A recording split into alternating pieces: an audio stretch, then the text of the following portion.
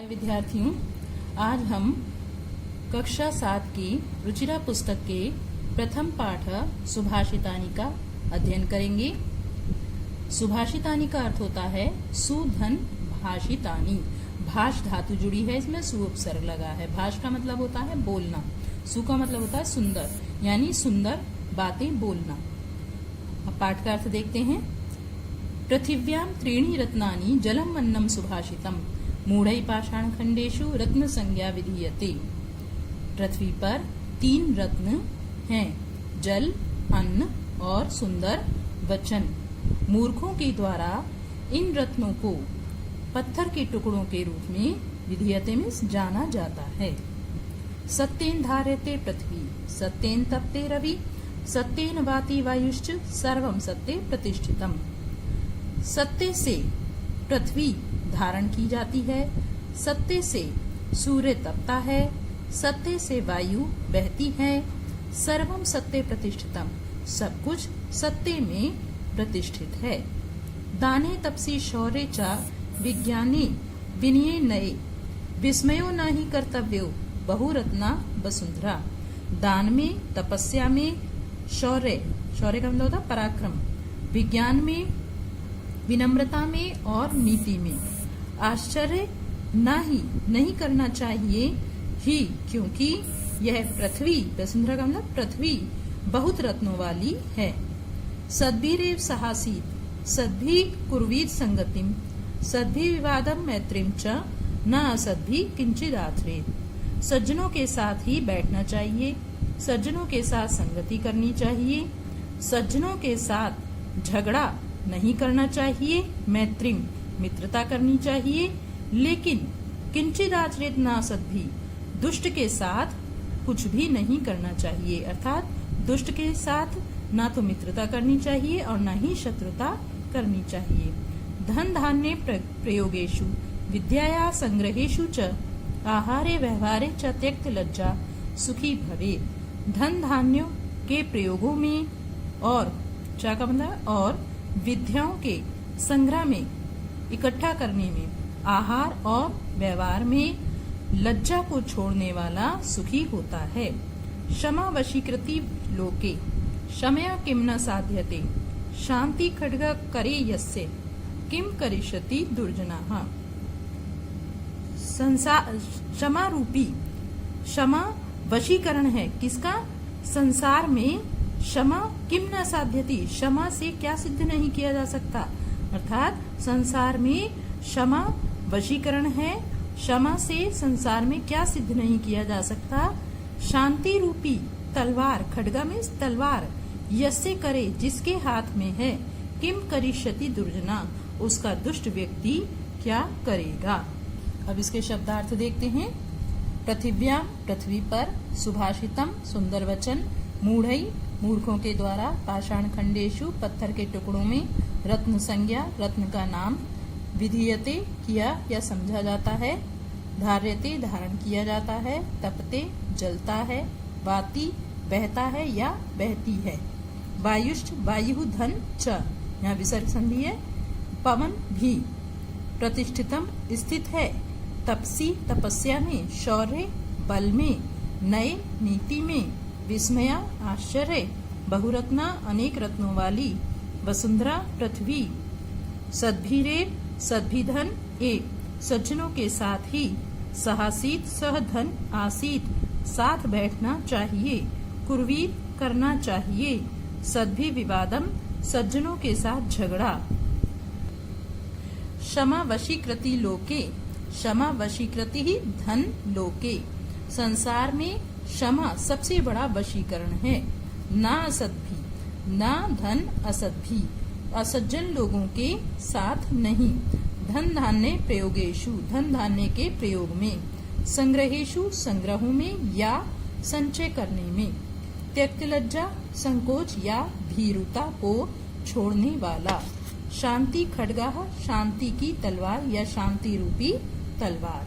अब बच्चों इसका अभ्यास कार्य देखते हैं। पहला आपका प्रश्न है, सर्वान श्लोकान सस्वरम गायतः, सभी श्लोकों को स्वर सहित गाना है। यथा योग्यम श्लोकांश मेलयत। अब जो जिससे मिलना है, मैचिंग करनी है, उस श्लोक को उसके साथ मिला देना है। तो नंबर 1 पर है धन धान्य प्रयोगेषु, इसको जोड़ेंगे विद्याया संग्रहेषु च। दूसरा है विस्मयो नाहि कर्तव्याः, इसको जोड़ेंगे बहुरत्ना वसुंधरा। सत्येन धार्यते पृथ्वी, तीसरा है आपका सत्येन तपते रवि। सद्भि विवादम मैत्रीम च, चौथा है आपका न सद्भि किंचिद आचरेत। आहारे व्यवहारे च त्यक्त लज्जा सुखी भवेत। बच्चों ये श्लोक के शुरू का भाग दिया हुआ है और इसमें बाद के भाग दिए हुए हैं, इनके बाद के, तो इसमें से इनको ढूंढकर इन्हीं के अनुसार पूरा करना है। तो यहाँ नंबर डाल दिए हैं, आप भी ऐसे नंबर डालकर लिखेंगे। प्रश्न नंबर 3 है एक पदेन उत्तरत, अर्थात 1 वर्ड में आंसर देना है। पहला प्रश्न है पृथिव्याम कति रत्नानि त्रीणि, इसका आंसर लिखेंगे त्रीणि यानी 3। पृथ्वी पर कितने रत्न है? त्रीणि यानी 3। मूढ़ई कुत्र रत्न संज्ञा विधीयते, मूर्खों के द्वारा कहाँ रत्नों का नाम कहा जाता है? पाषाण खंडेशु, इसका आंसर है पाषाण खंडेशु, पत्थर के टुकड़ों में। पृथ्वी केन धार्यते, पृथ्वी किससे धारण की जाती है? सत्येन, इसका आंसर है सत्येन, सत्य से।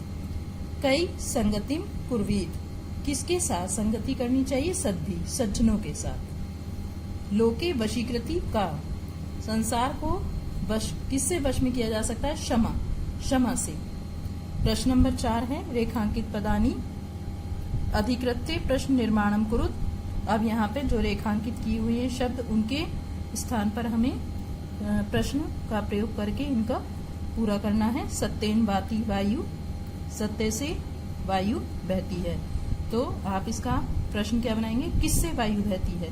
केन वाति वायु, क्वेश्चन मार्क चिन्ह लगा देंगे, क्योंकि आपको ये आंसर है, ये प्रश्न बनाने हैं। सद्भि एव साहसी, सद्भि तृतीय विभक्ति का है, सज्जनों के साथ ही बैठना चाहिए, तो लिखेंगे कई। किम का रूप है कई, किसके साथ ही बैठना चाहिए? कई एव साहसी। वसुंधरा बहुरत्ना भवती, वसुंधरा पृथ्वी यानी पृथ्वी बहुत रत्नों वाली होती है। तो प्रश्न बनाएंगे कौन बहुत रत्नों वाली होती है? का लगाएंगे यहाँ पे स्त्रीलिंग का। विद्याया संग्रहेषु त्यक्त लज्जा सुखी भवेत, विद्याया की जगह विद्या के संग्रहों में लज्जा को छोड़ने वाला सुखी होता है। तो विद्या के षष्ठी विभक्ति लगेगी कस्याः, कस्याः संग्रहेषु त्यक्त लज्जा सुखी भवेत। सद्भि मैत्रीम कुर्वीत, सज्जनों के साथ मित्रता करनी चाहिए, तो मैत्रीम द्वितीय विभक्ति है, यहाँ लगाएंगे काम। सद्भि काम कुर्वीत। तो इस प्रकार आपके ये प्रश्न निर्माण का कार्य पूर्ण हुआ। प्रश्न नंबर 5, प्रश्न नाम उत्तराणी लिखत, प्रश्नों के उत्तर लिखने। अब यहाँ पर 1 वर्ड नहीं है, पूरे प्रश्न का उत्तर लिखेंगे। कुत्र विस्मय न कर्तव्य, तो आप लिखेंगे दाने तपसी शौर्य च विज्ञाने विनये नये विस्मय न कर्तव्य। दूसरा प्रश्न है पृथिव्याम त्रीणि रत्नानि कानि, पृथ्वी पर 3 रत्न कौन से? जलम अन्नम सुभाषितम। तो यहां से शुरू करेंगे इसे। पृथिव्याम त्रीणि रत्नानि जलम अन्नम सुभाषितम संति। प्रश्न नंबर 3 है त्यक्त लज्जा कुत्र सुखी भवेत, लज्जा को छोड़ने वाला कहाँ सुखी होता है? त्यक्त लज्जा आहारे व्यवहारे च सुखी भवेत। इस प्रकार इन प्रश्नों के उत्तर आप लिखेंगे। प्रश्न नंबर 6 मंजुषाता पदानी चित्वा लिंगानुसारम लिखत। अब यहाँ पे पद दिए हुए हैं मंजुषा में और यहाँ पर लिंग लिखे हुए हैं। इन तीनों लिंगों में इन शब्दों को आपको बांटना है। पुल्लिंग में सत्येन सुखी वहनी, स्त्रीलिंग में वसुंधरा पृथ्वी संगतिम, नपुंसकलिंग में अन्नम रत्नानी सुखी। जिनसे हमें नॉन लिविंग थिंग का बोध होता है उन्हें हम नपुंसकलिंग में डालते हैं। स्त्रीलिंग जिससे स्त्री का बोध होता है, स्त्री संज्ञा का, उसको हम स्त्रीलिंग में डालते हैं। पुल्लिंग जिनसे पुरुष वाचक का बोध होता है उसे हम पुरुषवाचक में डालते हैं। प्रश्न नंबर 7 है अधोलिखित पदेशु धातवा के संति। नीचे लिखे हुए पद हैं और धातु है।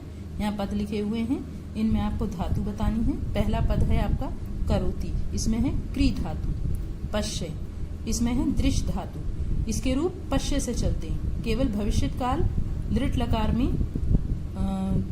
उसके दृश्य से चलते हैं, बाकी में पश्य से रूप चलते हैं। ठीक है, भवित भू धातु, इसको भी ब्रैकेट में हमने भव इसलिए लिखा है क्योंकि इसके रूप भव से चलते हैं।